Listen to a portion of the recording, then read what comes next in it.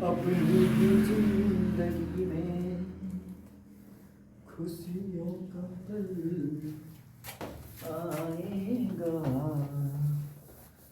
ढूंढेंगे तुम्हें जहां। चलिए आज हम लोग सीखेंगे कि ए कहाँ पे लगाते हैं और एन कहाँ लगाते हैं। आप सभी जानते हैं कि ए और एन का प्रयोग जो होता है वो लेटर्स के आधार पर होता है।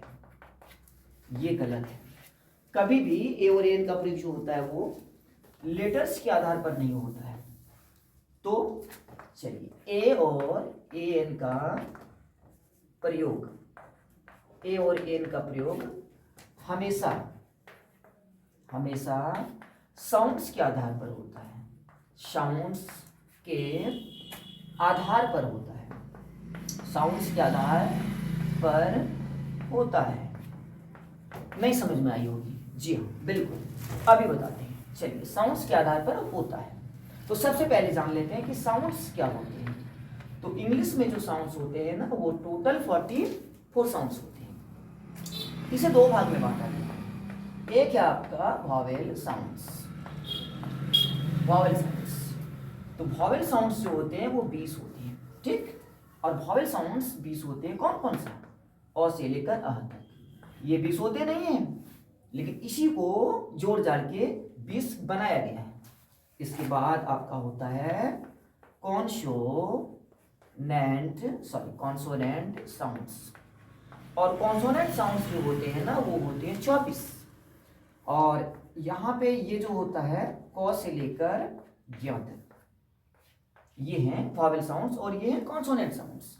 अब इसी के आधार पर हम लोग ए और एन लगाते हैं, ना कि लेटर्स के आधार पर। यदि लेटर्स के आधार पर एन का प्रयोग होता तो फिर गलत हो जाएगा। क्यों? देखिए यहाँ पे अगर लेटर्स के आधार पर अगर प्रयोग करते हैं तो यहाँ पे तो ए होना चाहिए, लेकिन ए आपका क्या होगा? ये गलत हो जाएगा। इसलिए इसको हम लोग आवर पढ़ते हैं, ना कि हावर। इसलिए यहाँ पे ए गलत हो जाएगा। तो इस वर्ड के पहले यहाँ पे हमेशा एन का प्रयोग होगा।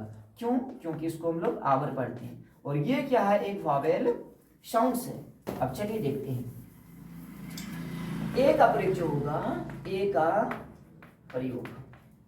ए का प्रयोग हमेशा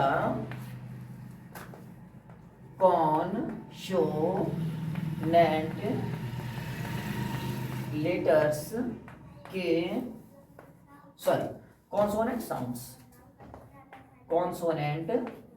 साउंड्स के पहले होता है। इट मीन्स यदि साउंड्स क से ज्ञ तक आता है तो वहां पे हम लोग लगाएंगे ए। इसके बाद एन कहां पे प्रयोग करेंगे हम लोग? देखिए एन का प्रयोग जो होगा वो वॉवेल साउंड्स के पहले होता है। हम लोग पढ़ चुके हैं कि वॉवेल साउंड्स क्या होता है। अ से लेकर अ तक ये जितने भी हैं ये सारे वॉवेल साउंड्स हैं। और कहीं पे भी अगर ये साउंड्स आता है तो वहां पे हम लोग क्या लगाएंगे? ए। तो जाके आपका सही होगा।